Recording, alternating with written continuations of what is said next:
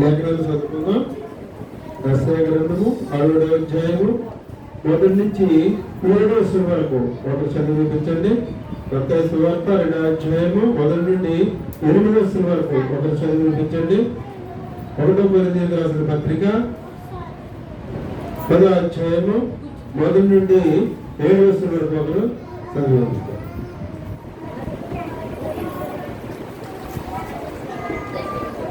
రండి త్వరగా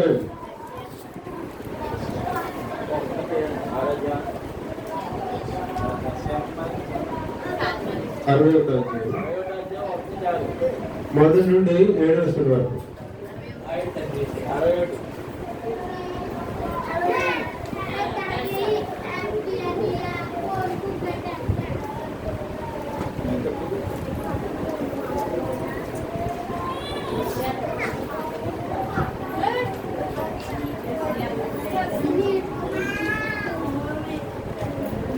యెషయా గ్రంథం 61వ అధ్యాయం. యెషయా 61. ప్రభువుకు యెహోవా ఆత్మ నా మీదికి వచ్చి ఉన్నది, దీనులకు సువర్తమానము ప్రకటించుటకు యెహోవా నన్ను అభిషేకించెను. నలిగిన హృదయం గల వారిని దృఢపరచుటకును, చెరలోనున్న వారికి విడుదలను, బంధింపబడిన వారికి విముక్తిని ప్రకటించుటకును, యెహోవా హితవత్సరమును మన దేవుని ప్రతిదండ దినమును ప్రకటించుటకును, దుఃఖకాంతులందరినీ ఓదార్చుటకును, సియోనులో దుఃఖించు వారికి ఉల్లాస వస్త్రములు ధరింపచేయుటకును, బూడిదకు ప్రతిగా పూదండను, దుఃఖమునకు ప్రతిగా ఆనంద తైలమును, బాధభరితమైన ఆత్మకు ప్రతిగా స్తుతి వస్త్రమును వారికి ఇచ్చుటకును ఆయన నన్ను పంపి అన్నాడు. యెహోవా తన్ను మహిమపరుచుకున్నట్లు నీతులను మస్తకి వృక్షములనియు యెహోవా నాటిన చెట్లనియు వారికి పేర్లు పెట్టబడు. చాలా కాలం నుండి పాడుగానున్న స్థలములను వారు కట్టుదురు, పూర్వమున పాడైన స్థలములను కట్టుదురు, పాడైన పట్టణములను నూతనముగా స్థాపించును, తరతరముల నుండి శిథిలమైన పురములను బాగు చేయదు. అన్యులు నిలువబడి మీ మందలను మేపుతారు, పరదేశులు మీకు వ్యవసాయకులను, మీ ద్రాక్ష కాపరులను అమ్ముదురు. మీరు యెహోవాకు యాజకులను పడదురు, వారు మా దేవుని పరిచారకులని మనుషులు మిమ్మల్ని గూర్చి చెప్పుదురు. జనముల ఐశ్వర్యమును మీరు అనుభవించరు, వారి ప్రభావమును పొంది అతిశయించరు. మీ అవమానములకు ప్రతిగా రెట్టింపు ఘనత నుండుదురు. నిందకు ప్రతిగా తాను పొందిన భాగమును అనుభవించి వారు సంతోషించరు. వారు తమ దేశంలో రెట్టింపు భాగమునకు కర్తలవుదురు, నిత్యానందము వారి కలుగును. దేవుడు వార్త 2వ అధ్యాయము 1 నుండి 8వ వచనం వరకు. 2వ కొరింథీయులకు రాసిన పత్రిక 1వ అధ్యాయము 1 నుండి 7వ వచనం వరకు. రెండవ వాక్యాలు మత్తయి సువార్త 2వ అధ్యాయం 1 నుంచి 8 వచనం. రాజైన హేరోదు దినములయందు యూదయ దేశపు బెత్లెహేములో యేసు పుట్టిన పిమ్మట ఇదిగో తూర్పు దేశపు జ్ఞానులు యెరూషలేమునకు వచ్చి, యూదుల రాజుగా పుట్టినవాడు ఎక్కడున్నాడు? తూర్పు దిక్కున మేము ఆయన నక్షత్రము చూచి ఆయన పూజించవచ్చితమని చెప్పిరి. హేరోదు రాజు ఈ సంగతి వినినప్పుడు అతడును అతనితో కూడా యెరూషలేము వారందరూ కలవరపడిరి. కాబట్టి రాజు ప్రధాన యాజకులను ప్రజలను శాస్త్రులను అందరినీ సమకూర్చి క్రీస్తు ఎక్కడ పుట్టునని వారిని అడిగాను. అందుకు వారు యూదయ బెత్లెహేములోనే. ఏలయనగా యూదయ దేశపు బెత్లెహేమ, నీవు యూదా ప్రధానులలో ఎంత మాత్రమో అల్పమైన దానము కావు. ఇశ్రాయేలును నా ప్రజలను పరిపాలించు అధిపతి నీలో నుండి వచ్చును అని ప్రవక్త ద్వారా వ్రాయబడి ఉన్నదనిది. అంతటా హేరోదు ఆ జ్ఞానులను రహస్యముగా పిలిపించి ఆ నక్షత్రము కనబడిన కాలము వారి చేత పరిష్కారముగా తెలుసుకొని, మీరు వెళ్ళి ఆ శిశువు విషయమై జాగ్రత్తగా విచారించి తెలుసుకొనగానే నేనును వచ్చి ఆయనను పూజించినట్లు నాకు వర్తమానము తెండని చెప్పి వారిని బెత్లెహేమునకు పంపెను. దేవుని చిన్నవాకును దీవించుగాక. ఆమేన్. 2వ కొరింథీయులకు రాసిన పత్రిక 1వ అధ్యాయము 1 నుంచి 7వ వచనం వరకు. ప్రారంభంగా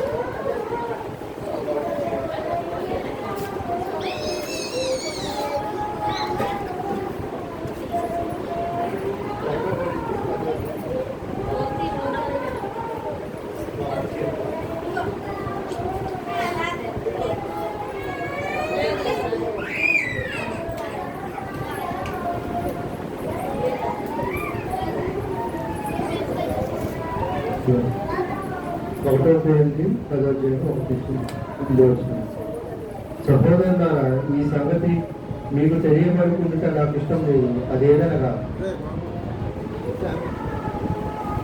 మన పితరులందరూ మేఘం కింద నుండి వారందరూ సముద్రంలో నడిచిపోయి అందరూ మోషేని బట్టి మేఘంలోను సముద్రంలోను బాప్తిసం పొంది అందరూ ఆత్మ సంబంధమైన ఒకే ఆహారంలో భుజించి అందరూ ఆత్మ సంబంధమైన ఒకే పానం చేసి ఏలైనా తమ్ముడు వెంబడించిన ఆత్మ సంబంధమైన బండలోనిది త్రాగి ఆ బండ తీస్తే అయితే వారిలో ఎక్కువ మంది దేవునికి ఇష్టలుగా ఉండకపోయేది కనుక అరణ్యంలో సంహరింపబడింది. వారు ఆశించిన ప్రకారం మనము చెడ్డవాటిని ఆశింపబడుకున్నట్లు ఈ సంగతులు మనకు దృష్టాంతములుగా ఉన్నది. జనులు తిరుగుటకును త్రాగుటకు కూర్చుండి ఆరుటకు లేచి అని వ్రాయబడినట్లు వారిలో కొందరి వలె మీరు విగ్రహారాధకులై ఉండబడి మరియు వారి వలె మనం వ్యభిచరింపగలిగినము. వారిలో కొందరు వ్యభిచరించినందున ఒక్క దినంలోనే 20,003 మంది కూడి దేవతలకు ప్రార్థన చేసుకుంటాం. మహాపరిశుద్ధమైన తండ్రి, ఈ పరిశుద్ధమైన తండ్రి స్థితులు మంగళాలను చెల్లించుకుంటూ ఉన్నాం తండ్రి. ఏ రోజున సమాజంలో చూస్తున్న ప్రభుత్వ సభ్యులు వచ్చి మీ దారిలో తీసుకుని పురుషులు దయచేస్తూ ఉంటుంది. మన దేశంలో అనేకమైన ప్రభుత్వ ఈ యొక్క ప్రపంచంలో అనేకమైన దేశంలో ప్రభావ పండుగలు జరుపుకుంటూ ఉన్నారు తండ్రి. వారిని దీవించండి, మిమ్మల్ని దీవించండి. అయితే తండ్రి వేరొక దేశంలో భూలోకానికి నన్నుగా ప్రవేశించారు తండ్రి నుండి కుమారుడుగా ఎందుకు జన్మించవలసి వచ్చిందో కొన్ని విషయాలను ధ్యానించడానికి తన జ్ఞానం మాకు అనుగ్రహించడానికి ప్రార్థిస్తున్నాం తండ్రి. మన వద్ద ఆకర్షించుకున్న తెలియవలసి దయచేయండి. నన్ను మన ప్రశ్నగా వేరే మాట్లాడండి. నా ప్రార్థన సంఖ్యను చేర్చుకుని దేశానికి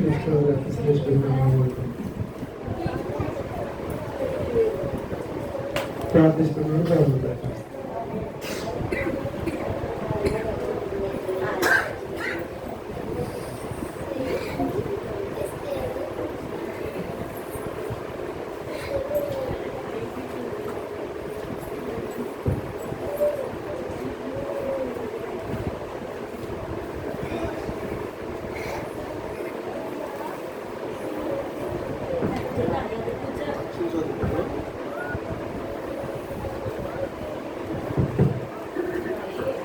గల్తీ పత్రిక 4వ అధ్యాయం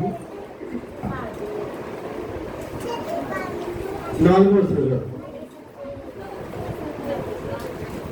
కొత్త నిబంధన 170 పేజీ. వ్యర్థముగానే ఇన్ని కష్టములు అనుభవించిరా, అది నిజముగా వ్యర్థమగునా? ఆత్మను మీకు అనుగ్రహించి మీలో అద్భుతములు చేయించువాడు ధర్మశాస్త్ర సంబంధ క్రియల వలన లేక విశ్వాసముతో ఉంట వలన చేయించుతున్నాడు.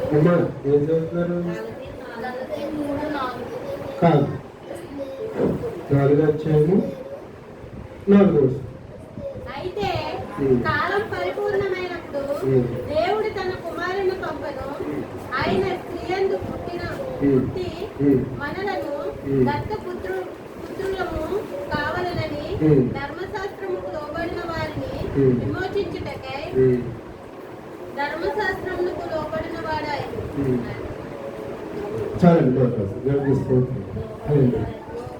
అయితే కాలము పరిపూర్ణమైనప్పుడు దేవుడు తన కుమారుడు పంపాడు. ఆయన స్త్రీలను పుట్టి మనము దత్తపుత్రము కావాలని ధర్మశాస్త్రముకు లోబడిన వారిని విమోచించడితే ధర్మశాస్త్రములకు లోబడి. కాబట్టి కాలము పరిపూర్ణమైనప్పుడు దేవుడు తన కుమారుడు పంపిస్తానని పాత నిబంధనలు అనేకమైన సార్లు మన యెషయా గ్రంథంలో కానీ కీర్తన గ్రంథంలో కానీ మనం చూస్తూ ఉంటాం. ఇదిగో నా రక్షణ రావడానికి సిద్ధంగా ఉన్నది, నేను మిమ్మల్ని రక్షిస్తాను. అంటే కాలము పరిపూర్ణమైనప్పుడు నా కుమారుడు పంపిస్తాను అని చెప్పిన దేవుడు నిజముగానే ఆడిన మాట తప్పనివాడు కాబట్టి, నినాదేవుడు ఏకరీతిగా ఉన్నవాడు కాబట్టి ఆ మాట నిలబెట్టుకుని తన కుమారుని భూలోకానికి చెప్పినట్టు మనం చూస్తూ ఉన్నాం. తన కుమారుని భూలోకానికి మరి ఏ విధంగా పంపించాడు? కన్యక గర్భాన నేను పంపిస్తాను అన్నట్టు కన్యక గర్భాన తన కుమారుని పంపించాడు. కనుక ఆశ్చర్యము. మరి యేసుక్రీస్తు ప్రభువులో ఆశ్చర్యమైన సంఘటనలు 3 కనపడుతూ ఉన్నాయి. ఒకటి, నిజానికి తండ్రి కుమారుడుగా జన్మించినట్టు మనం చూస్తూ ఉన్నాం. అంతేనే కదా? తండ్రి ఎలా జన్మించాడు? కుమారుడిగా జన్మించాడు. నిజానికి కుమారులు తండ్రులు అవుతారు. అంతేనా? కాదండి? నిజానికి కుమారులు ఏమవుతారు? తండ్రులు అవుతారు. ఇప్పుడు 3వ అన్నయ్య గారు ఉన్నారు. ఆయన ఏమయ్యాడు? తండ్రి అయ్యాడు. అంటే కుమారుడు అవ్వలేదు. మరి నేను ఏమయ్యాను? తండ్రిని అయ్యాను. కుమారుడు అవ్వలేదు. మీరు ఏమయ్యారు? తండ్రులు అయ్యారు. అంటే కుమార్తెలు అవలేదు. ఇక్కడ అలా కాదు, వ్యతిరేకంగా కనబడుతూ ఉంది. ఏంటి వ్యతిరేకము? తండ్రి కుమారుడు అయ్యాడు. తండ్రి ఆల్రెడీ ఏమన్నా వస్తున్నాడు, వయసు అయిపోయాడు. ఏమండి? తండ్రులు ఏం చేస్తారంట? ఏమీ చేయలేదు. తండ్రి ఏమన్నా ఎత్తుకోతారేమో అలా చూస్తూ ఉంటారు. కాదు లేక అట్టుకొచ్చినా ఎట్టుకోతాడు. ఇక్కడ నాకు సమాధానం పోవడం అంత గట్టిగా ఎవరికమ్మా నిన్ను అది వదిలి అప్పుడు ఉండాలి. ఇంకా ముందుకెళ్తారు. తిరిగి మనకే చెప్తూ ఉంటారు. కానీ ఇంకేం చేయలేం. అయితే ఇక్కడ తండ్రి కుమారుడిగా జన్మించాడు. ఇదిగో ఈయన ప్రియమైన కుమారుడు, ఈయన ఎంత నేను ఆనందిస్తూ ఉన్నా అని చెప్తూ ఉంటాడు. తండ్రి కుమారుడిగా పుట్టడము ఒక ఆశ్చర్యం. ఎక్కడ ఉండదు ఇది. మనం ఎక్కడ విని ఏ సరుకుల్లో విని ఉండదే ఉండము. తండ్రి కుమారుడిగా పుట్టాడు అంటే ఓల్డ్ న్యూగా మారింది ఇక్కడ.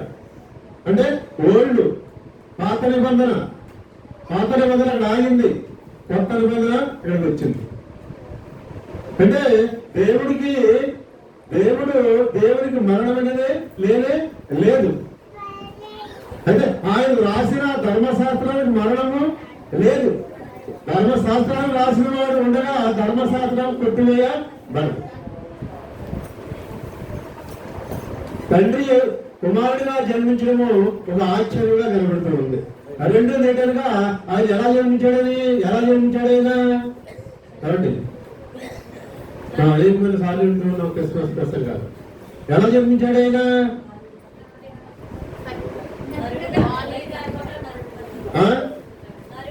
నలుగురు పుట్టాడు. కానీ పురుషుడు సంబంధం లేకుండా పుట్టాడు. ఇది లోకంలో వ్యతిరేకంగా పడుతుంది, ఎక్కడ కూడా జరగదు. స్త్రీ పురుషులు కలయిక వల్లే బిడ్డలు పుడతారు. ఇక్కడ యేసుప్రభు ఎలా పుట్టాడు? పురుషుడు సంబంధం లేదు, దేవుని ఆత్మ వల్ల పుట్టాడు. ఇదొక ఆశ్చర్యము. ఆయన జీవితంలో ఇదొక ఆశ్చర్యము. అందుకే ఆయనకి ఒక పేరు బైబిల్ గ్రంథంలో మంచి పేరు ఏంటంటే ఆశ్చర్యకరుడు. అంటే ఆయన క్రియలు ఆశ్చర్యంగా ఉంటాయి, ఆయన పుట్టడం ఒక ఆశ్చర్యంగా ఉంటుంది. అంతే కదా? తెలుగులో ఏమనుకుంటారు? ఏంటి పురుషుల ప్రయోగం లేకుండా ఎలా పుట్టాడు ఈయన? ఒక స్త్రీకి ఎలా పుట్టాడు? స్త్రీకి బిడ్డలు ఎలా పుడతారు? అసలు పురుషుడు ఉంటారు కదా. ఏమండి? టీ కావాలి, ఏం కావాలి మనకి? పాలు కావాలి. వాళ్ళకి టీ కూడా లేకుండా టీ కాయలు అర్థమా? ఎంతసేపు మనం పెట్టారు టీ అవదు. ఏం కావాలి దానికి? పొడి వేస్తేనే రంగు మారుతుంది, లేదా అది టీ అవ్వదు. అలాగే బిడ్డలు కావాలంటే స్త్రీ పురుషులు కలయిక ద్వారానే బిడ్డలు కలుస్తారు, జంతువులైనా సరే. ఇక్కడ అలా కాదు. ఈయనకి ఇప్పుడు ఆశ్చర్యమైన కార్యం జరిగింది ఏంటంటే ఆయన పురుషుడు మరి సంబంధం లేకుండా జన్మించడం చూస్తూ ఉంటాం. యేసుక్రీస్తు ప్రభు జన్మ ఎలా ఉన్నది?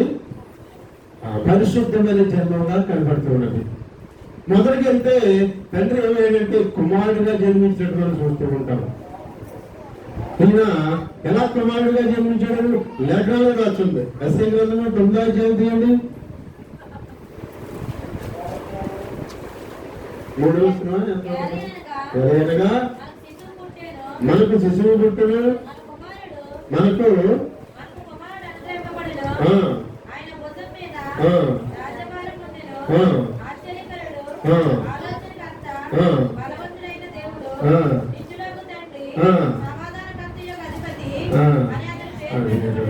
ఎన్ని పేర్లు వచ్చేయండి? ఏదైనా ఆశ్చర్య తర్వాత బలవంతుడైన నిత్యుడకు. ఇప్పుడు తండ్రి ఎలా వచ్చాడు? మనకు అర్థమవుతుంది కదా. తండ్రి ఎలా వచ్చాడు? ఇప్పుడు కుమారుడిగా వచ్చాడు. ఇప్పుడు చెప్పారు కదండి, ఎస్ఐ గారు చెప్తూ ఉన్నారు కదా, ఆత్మపురుడే ఏమన్నారు ఆయన దేవుడు అంటున్నారు. తర్వాత ఆయన భుజం మీద ఆ రాజభారం, తర్వాత ఆశ్చర్యకరుడు, కాదు ఎవరైనా బలవంతుడైన దేవుడు. ఇప్పుడు దేవుడు ఎలా వచ్చాడు? ఏం చెప్తున్నాం కదమ్మా, లేఖనాల్లో చెప్తూ ఉంటాను. దేవుడు ఎలా వచ్చాడు? ఇప్పుడు కుమారుడిగా వచ్చాడు. తండ్రి ఎలా వచ్చాడు? ఇప్పుడు కుమారుడిగా వచ్చాడు. నిజంగా తండ్రి కుమారుడు అవుతారా? ఏమండి? అమ్మా అయిపోతాం, వెళ్ళిపోతాం మనం. కానీ ఇక్కడ అలా కాదు. దేవుడు కాబట్టి ఆయన చేయగలడు. మనుషులు కాబట్టి మనము చేయలేము. మనం కొన్ని పనులు మాత్రమే చేసుకోగలము. దేవుడు అన్ని పనులు చేయగలడు. అందుకే ఆయన దేవుడు. ఉదాహరణకు యోనా గారు శాప గడుపులో పడ్డాడండి. అలా ఏర్పాటు చేసింది ఎవరు? అవునా? ఎన్ని రోజులు ఆయన అందులో? 3 రోజులు ఉన్నాడు. 3 రోజుల్లో మనం ఏదైనా ఒకటి బస్కే కానీ ఆహారం కానీ తిన్నామనుకో, తెల్లారి మళ్ళీ ఏమైపోలేదు, ల్యాబ్లో పోవాలి. మరి యోనా గారు ఎక్కడ పోవాలి? అసలు రూల్ కానీ తెల్లారి ఎక్కడ పోవాలా? ల్యాబ్లో పోవాలా. మొత్తం అంతా మిర్చి అయిపోయి పోవాలి బయటికి, అంతే కదా. ఆయన ఎన్ని రోజులు ఉన్నాడు? పోనీ చేపకి అన్నది విధంగా ఉంది అనుకుందాం. సో 2 రోజులు పోతే వెళ్తుంది కదా ల్యాబరేటరీకి. ఏమండి 2 రోజులు కదా, 3 రోజులు పోవాలి. 3 రోజులు కూడా పోలేదు. ఆయన ఎక్కడికి వచ్చాడు? మరలా చేప కట్టినట్టు మనం చూస్తాం. అంటే యోనా గారు చేప కడుపులో ఉన్నాడు. యోనా గారు సావలేదు, ఆ చేప సావలేదు. చేప ఎందుకు చచ్చిపోతుంది మేము అనుకుంటాం. అడగడం వచ్చి ఏదైనా తిన్నామనుకో, మనం హాస్పిటల్కి వెళ్ళకపోతే ఏమైపోతాం? కడుపు నొప్పి తట్టుకోలేక 2-3 గంటల్లో కానీ అలాగే వదిలేస్తాన్ని పోతలేస్తే తీసుకెళ్ళిపోతాం. ఇప్పుడు 3 రోజులు యోనా ఆ చేప కడుపులో యోనా ఉన్నాడు. చేపకి ఇంకేం లేదు, ఆకలి లేదు, దాహం లేదు, ఏం వెళ్ళకి లేదు. యోనా గారు అడ్డుపడిపోయాడు. అని చచ్చిపోవాలి. ఏం చచ్చిపోవాలా? చేప చచ్చిపోవాలి. చేప చచ్చిపోవాలా? ఈయన అడిగిపోవాలి. దేవుడు కాబట్టి కార్యం చేశాడు. చేపకు ఆజ్ఞించి వెళ్ళన్నాడు, మింగన్నాడు, మింగింది ఇయ్యన్నాడు. కాబట్టి 2 జీవులు కూడా, ఆ 2 ప్రాణాలు కూడా నిలబెట్టాడు. దేవుడు ఏదైనా చేయగలడు, మనము కొన్ని మాత్రము చేయగలరు. ఉదాహరణ చెప్తున్నాడు. కాబట్టి మనము తండ్రులను కుమారులు అవ్వలేము. దేవుడు అవ్వగలడు. దేవుడు అయ్యాడు. అవ్వకపోతే కథ నడదాం. అవ్వకపోతే నీకు నాకు ఈ రోజున క్రైస్తవుడు అయ్యే భాగ్యం లేనే లేదు. ఇప్పుడు తండ్రి ఏమయ్యాడు? బలవంతుడైన దేవుడు. బలవంతుడైన దేవుడు. నిత్యుడకు దేవునికి స్తోత్రములు. హల్లెలూయా. ఒకటి బలవంతుడైన దేవుడు, రెండేంటి? నిత్యుడకు తండ్రి. నిత్యుడు తండ్రి అయిన ఆ నిత్యుడు కూడా మరి ఆ స్థుతులు కూడా తండ్రికే చెందుతాయి. ఎవరికి?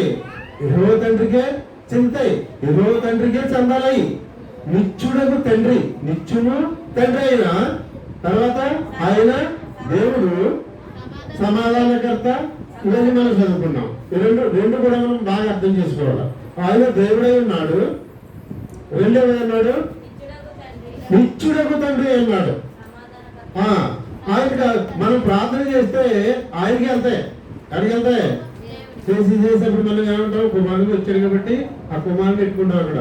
నాయన నీ కుమారుడు పరిమితముగా ప్రార్థిస్తున్నాం పరమ తండ్రి, ఆమేన్ ప్రార్థన చేస్తూ ఉంటాం. ఇక్కడ మానవ జాతిని రక్షించడం కోసము కుమారుడు తండ్రి కుమారుడుగా జన్మించవలసిన పరిస్థితి వచ్చింది. అయితే ఇప్పుడు మన ప్రసంగం అదే కానీ ఉదాహరణకి తండ్రి కుమారుడుగా జన్మించవలసి వచ్చింది, కుమారుడుగా జన్మించాడు. అది వీలుంటే మరొకసారి చెప్పుకుందాం. ఆయన అసలు కుమారుడుగా ఎందుకు రావాల్సి వచ్చింది, అసలు శరీరం మీద ఎందుకు సరిపోవాల్సి వచ్చిందో అది వేరే పాఠంలో మనం చెప్పుకుందాం. ఇప్పుడు తండ్రి కుమారుడుగా జన్మించాడు. ఆయన దేవుడై ఉన్నాడు, నిత్యుడు తండ్రి అన్నాడు. మత్తయి సువార్తలో వద్దాం, టైం లేదు. మత్తయి సువార్త 1వ అధ్యాయము 3వ వచనం.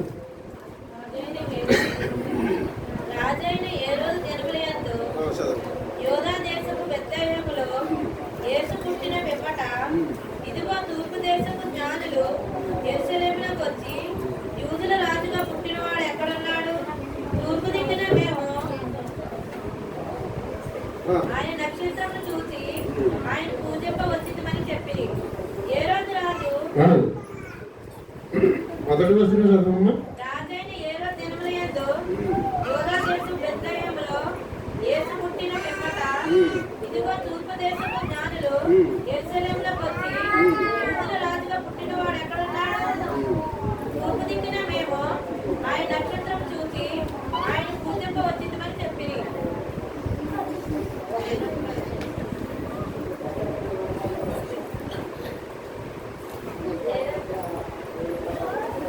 తూర్పు దేశపు జ్ఞానులు ఎక్కడికి వెళ్ళారు? చూడండి ఎక్కడ అది? తూర్పు దేశం ఎక్కడుంది? ఏమండి తూర్పు దేశం అంటే ఇటు మన దేశం వస్తుంది, ఇండియా వస్తుంది. తూర్పు దేశాలు అంటే ఇవే కదా. అంటే మన రాష్ట్రం నుంచి కాకపోయినా వేరే రాష్ట్రాల నుంచి వెళ్ళారు ఎవరు? జ్ఞానులు. ఈయన ఎక్కడ పుట్టాడు? బెత్లెహేము.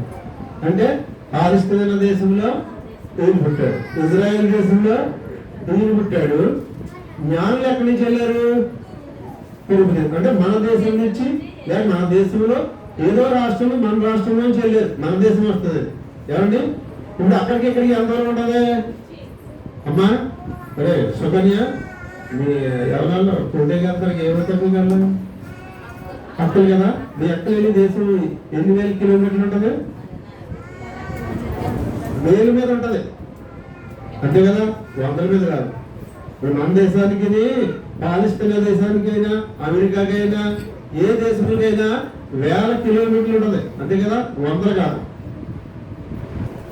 దీనిలో ఈ జ్ఞానులు ఇండియా దేశం నుంచి వెళ్ళినట్టు, తూర్పు దేశం నుంచి వెళ్ళినట్టు బైబిల్ గ్రంథంలో రాయబడింది. దేవుడికి స్తోత్రం. హల్లెలూయా.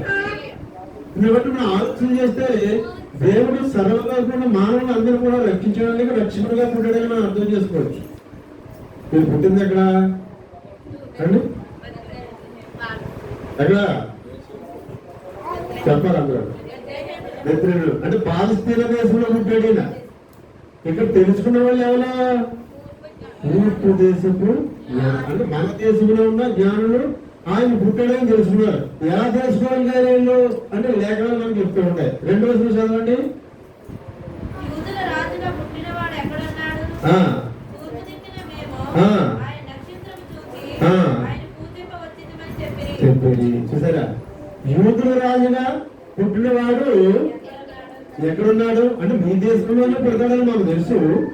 మేము ఎలా వచ్చామంటే అమ్మా అర్థం చేస్తారండి.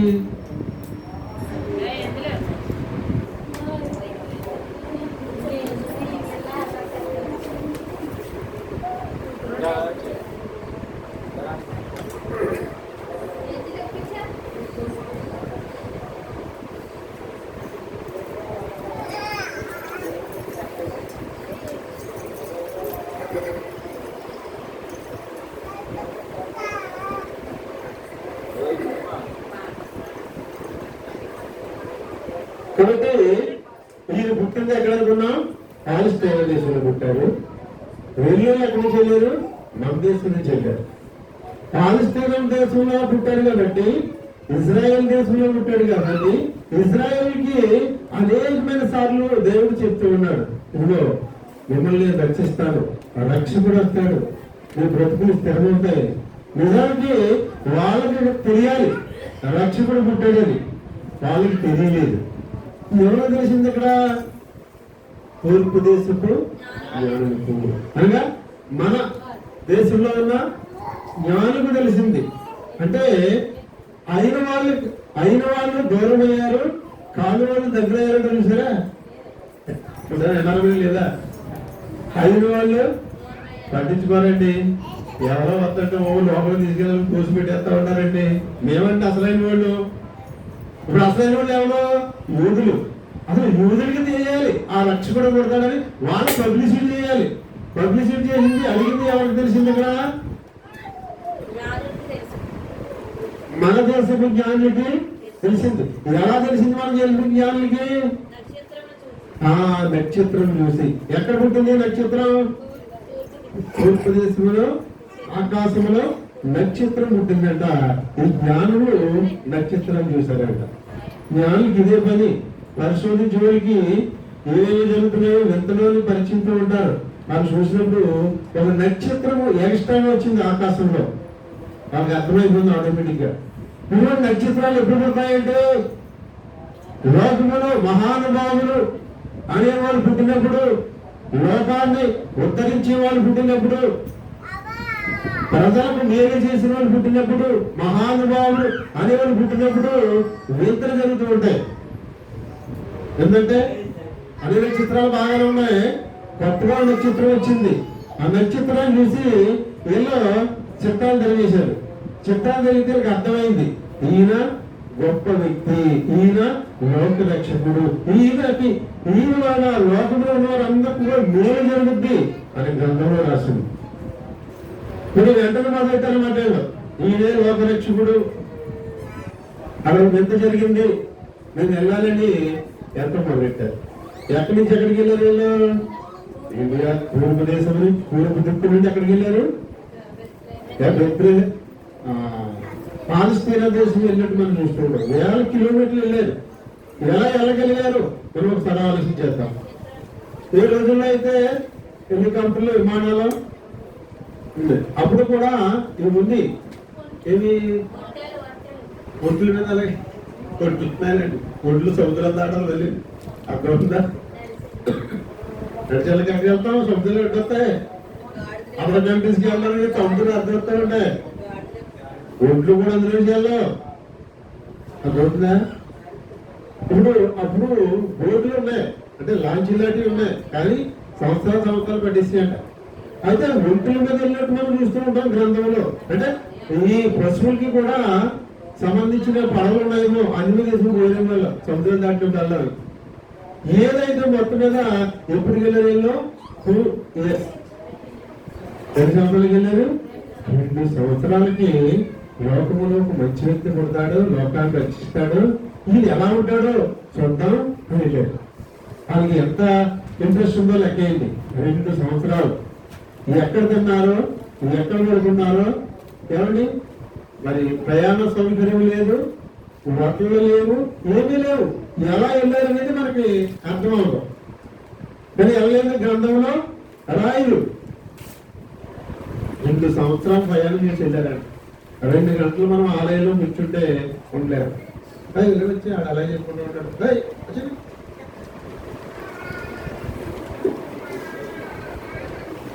2 గంటలు ఉండలేదు మనం. 2 సంవత్సరాలు ఎలా వెళ్ళారో ఆశ్చర్యం కలుగుతుంది నాకు కూడా. ఏమండి? 2 సంవత్సరాలు ఒంట్ల మీద, ఆ ఒంట్లు సముద్రం ఎలా దాటారో నేను అనుకుంటున్నాను, ఒంట్లు ఎక్కించారేమో. మరి ఏం వండుకున్నారు, ఏం తిన్నారు, ఎంత ద్రవ్యం పట్టుకెళ్ళారు, ఏం అర్థం అవుతుంది. మొత్తం మీద పాలస్తీనా దేశానికి వెళ్ళిపోయి యూదుల రాజుగా పుట్టినవాడు ఎక్కడ? ఎలవలసిన చోటుకి వెళ్ళారు. రాజులు ఎక్కడ పడతారు? రాజగృహాల్లో పడతారు. ఏమండి? రాజగృహాల్లో పడతారు కాబట్టి రాజు దగ్గరికి వెళ్ళారు. అయితే ఆయన అక్కడ లేడే లేదు.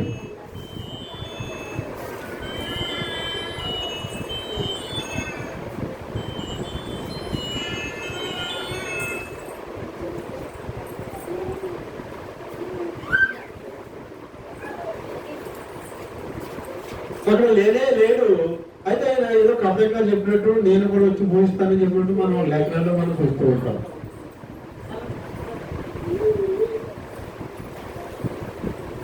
సరే, మొత్తం మీద వెళ్ళి యేసు ప్రభుని కనుగొన్నారు. చదువుకుందాం కింద. ఆయన నక్షత్రం చూసి ఆ ఆయన పూజింపవచ్చితమని చెప్పి ఆ నక్షత్రాలు చూసి ఏమొచ్చాం మేము? ఆయన పూజింప వచ్చిందని అని ఎవరు చెప్పాడు? ఆ రాజు చెప్తాడు. ఆ రాజు ఏదో చెప్తున్నాడు చేశారు. రాజు ఏ రోజు రాజు ఈ సంగతి అన్నప్పుడు ఈ సంగతి ఉన్నప్పుడు అతడును అతనితో కూడా యెరూషలేము వారందరును కలవరపడిరి. కాబట్టి రాజు ప్రధాన యాజకులను ప్రజల్లో నుండి శాస్త్రులను అందరిని సమకూర్చి క్రీస్తు ఎక్కడ పుట్టినని వారిని అడిగాను. అందుకు వారు యోధా బెత్లెహేములోనే ఏలయనగా, యోధా దేశపు బెత్లెహేమా, నీవు యోధా ప్రధానులలో ఎంత మాత్రమును అల్పమైన దానము కావు. ఇశ్రాయేలులను నా ప్రజలను పరిపాలించే అధిపతి నీలో నుండి అని పాత నిబంధనలు చూసినట్టు మనం ఆ వాక్యం మనం చెప్పేసుకున్నాం. కాబట్టి ఇక్కడికి వెళ్ళారు, వాళ్ళ దగ్గరికి వెళ్ళారు జ్ఞానులు. ఏమండి?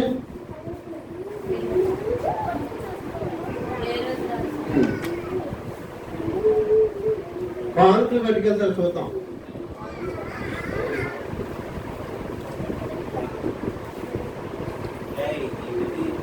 వారు రాజు మాట విని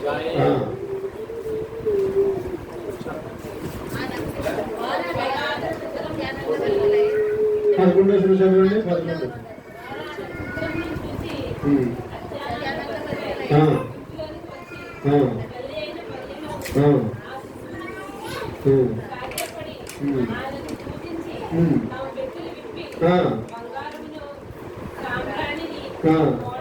కోడమును కానుకగా ఆజ్ఞాపించారు. ఏమర్పించారు? బంగారము మొదటిగా, తర్వాత సాంబ్రాణి, తర్వాత గోధుమని మనం చూస్తూ ఉన్నాం. బంగారం అనగా ఉన్నతమైన స్థితి. రాజుల దగ్గర బంగారము ఎక్కువ ఉంటుంది. రాజులకు రాజు కిరీటాలు బంగారం. ఏమంటే రాజుల గదిలో చూస్తే అనిపించిన బంగారం ఉంటుంది. బంగారం పట్టుకెళ్ళి ఈ శిశువుకి ఇచ్చారు. అంటే ఈయన రాజు, ఈయన రాజ్యాలు ఏరతాడు అని ముందు గుర్తుగా బంగారం పట్టుకెళ్ళి యేసుక్రీస్తు ప్రభుకి కానుకిచ్చినట్టు మనం చూస్తూ ఉంటాం. శాబాదేశపు రాణి సొలొమోనుకి ఆయన జ్ఞానాన్ని చూసి ఆల్రెడీ ఆయనకే దేవుడు ఇచ్చాడు బోర్డు. ఎన్నో మనుగులు బంగారం ఇచ్చాడు మనం చూస్తాం లేఖనాల్లో. రాజుల గ్రంథము 10వ అధ్యాయము 10వ వచనం తీయండి. ఎంత బంగారం ఇచ్చాడు చూద్దాం.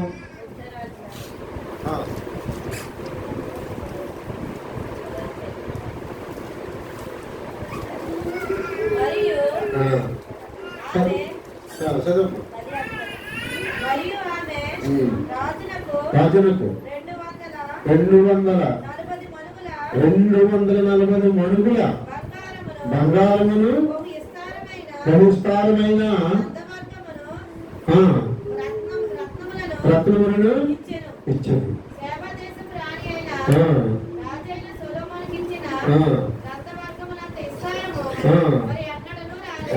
చూసారా, రాజులకి ఇటువంటి బంగారాలు ఇస్తూ ఉంటారు. ఇంకే వేరే రాజైనా అది ఇంకే మొదటిగా ఏమి ఇచ్చారు? బంగారం ఇచ్చారు. అంటే రాజ్యాలు వేలే రారాజు ఒక మాట ఉంటుంది, రారాజు వస్తున్నాడు జనులారా, రాజ్యము తెస్తున్నాడు,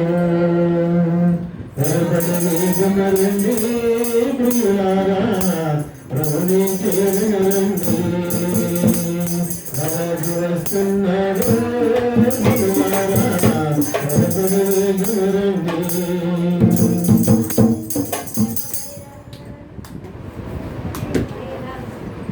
వస్తానన్న యేసురాజు రాకమానునా, వస్తానన్న బహుమానం తీకమానునా, వస్తానన్న యేసురాజు రాకమానునా, వస్తానన్న బహుమానం తీకమానునా. రాజు వస్తున్నాడు, రాజ్యం తెస్తున్నాడు,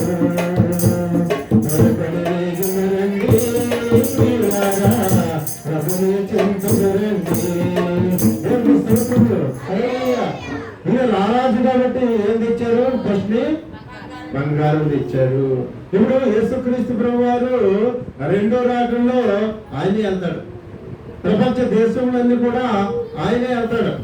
అందుకైనా రారాజుగా ముందు తెలియపరుస్తున్నాడు. ఈ శిశువు ఏమై ఉంటాడో అని దేవుడు తూర్పు దేశపు జ్ఞానాన్ని వెలిగించి ఆయనకు సంబంధించిన ఆ వస్తువులు పట్టుకెళ్ళాడు. గుర్తుకు సంబంధించి ఒకటేంటి? బంగారము. అంటే రాజు రాజ్యాలే వెళ్తాడు. ఆ రాజు పరిపాలన ఎలా ఉంటుందో తెలుసా? ఎవరు కష్టపడక్కర్లేదంట, ఏమండి గొడవలు ఉండవంట, పోలీస్ స్టేషన్లు ఉండవంట, తిట్టుకునేవాడు ఉండట, కొట్టుకునేవాడు ఉండట, జంతువులు మనకి హాని చేయవంట. చిన్నపిల్లలు వెళ్ళి ఆ పాముల పుట్టులో ఏలెట్టి ఆడుకుంటూ ఉంటారు. పాములు ఏదో ఆడుకుంటాయంట, సింహాలతో ఆడుకుంటూ ఉంటారంట చిన్నపిల్లలు. ఎవరు? యేసుక్రీస్తు ప్రభు పరిపాలనలో ఏమేమి ఉండదు, ఇంకా హాయిగా తినడం. అదే అప్పుడు కూడా ఆయనకి వ్యతిరేకమైన స్వభావం. 1000 సంవత్సరాలు గడిచిన తర్వాత కూడా మారని జనం ఉంటారంట. మారవాళ్ళక నువ్వేమి చెప్పు, దొంగపోతు మీద నీరేసినట్టే. దొంగపోతు మీద నీరైతే అలా దాన్ని పని కూర్చోరు అంటుందంటే, అంటే దానికి ఏం తెలదా? అటువంటి జనాలు ఉంటారంట. అప్పుడు కూడా మారంట. ఏంటి? యేసు ప్రభు స్వయంగా అంత మంచిగా పరిపాలన చేస్తుంటే అప్పుడు కూడా దేవుడు వర్షం ఏంటంట, చెప్పవాలి వెళ్ళవయా అన్నారు. కాదంట, వాళ్ళకి శిక్ష లాస్ట్ ఉన్నవాళ్ళు చాలా కాదు. ఎవరు తీసుకెళ్ళి అనుకుని వాళ్ళే పడతాడు అనమాట. అప్పుడు కూడా మారంట. ఈ రాజు పరిపాలన అంత క్షేమంగా ప్రజలు ఉంటారు. టైం అయిపోయింది, 10 నిమిషాలు ఉన్నారు. ఒకటి రాజు, ఆ రాజు పరిపాలన అంత అందంగా అంత సుఖంగా ఉంటది కాబట్టి యేసుక్రీస్తు వారి పరిపాలన. రెండేమి ఇచ్చారు? చదవాలి. సాంబ్రాణి. సాంబ్రాణి దేవుడికి గుర్తుగా ఉండదంటే సాంబ్రాణి పూజకు గుర్తుగా ఉండదు. సాంబ్రాణి లేకుండా పూజ జరుగుతా. అదే మేము కాలేజ్కి వెళ్తా ఉన్నప్పుడు ట్రాఫిక్ లో కాల్ లేకపోతే వస్తారు ఎవరు సాయిలు వచ్చి చాలా మంది రారా అని పిలిపించుకుని లోపం పరిగెత్తుకుంటారు. మాట్లాడమైతే వద్దంటాం. ఎందుకంటే అంటే పూజ అనమాట, పూజ జరుగుతుందని సంతోషిస్తారు ఎవరు? కాబట్టి సాంబ్రాణి లేకుండా పూజ జరగదు. కాబట్టి ఈ సాంబ్రాణి ఎందుకు ఇచ్చారంటే ఈయన పూజకు అర్హుడు. దానికి స్తోత్రములు. హల్లెలూయా. ఇందాక ఏమని చెప్పుకున్నాం ఈ గురించి? యెషయా గ్రంథము 9వ అధ్యాయంలో ఈయన ఎవరనుకున్నా? ఆశ్చర్యకరుడు,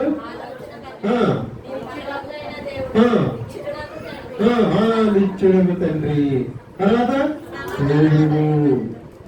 ఒకటి నిత్యుడగు తండ్రి అంటే నిత్యం ఉండేవాడు ఆయనే. దేవుడు ఎప్పుడు నిత్యం ఉంటాడు. ఆయన అమరత్వంలో ఉన్నాడు, ఎప్పుడు నిత్యము దేవుడు ఉంటాడు. ఆయన మహిమ ఎవరు కూడా ఎవరు? ఆయన మహిమ యేసుప్రభుని తయారు చేసుకున్నారండి. ఆయన మహిమ ఇచ్చారు అంటారు. కానే కాదు, యేసుప్రభు తయారు చేసుకోవడం కాదు, యేసుప్రభు మహిమ ఇవ్వడం కాదు. ఆయన తప్ప దేవుడు లేదే లేడు. కాబట్టి ఆయన ఎవరు? దేవుడు, నిత్యుడు, నిత్యుడు తండ్రి. ఇప్పుడు ఈయన పూజకు అర్హుడు. అందుకే సాంబ్రాన్ని పెట్టుకుని ఇచ్చినట్టు.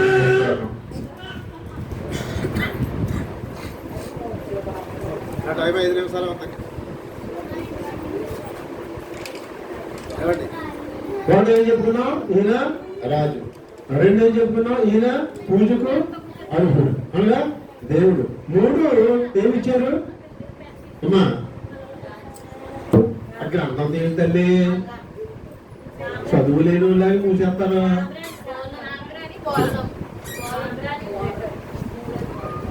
బోలము పెంచారు. బోలము, బోలం అంటే వ్యతిరేకంగా కనబడుతున్నాం. బోలము, బోలం అంటే సుగంధ ద్రవ్యాలలో కలిసేది బోలము.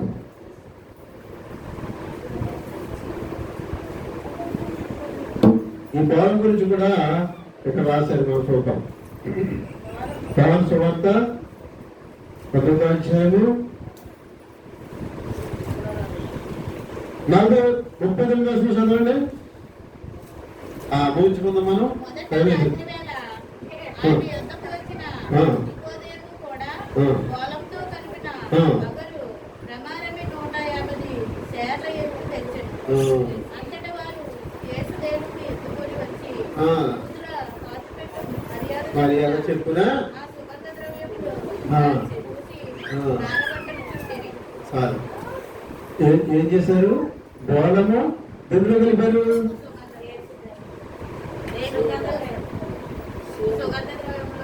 కలిపి యేసు దేహానికి ఈ బోళము సుగంధ ద్రవ్యాలు కలవాలి.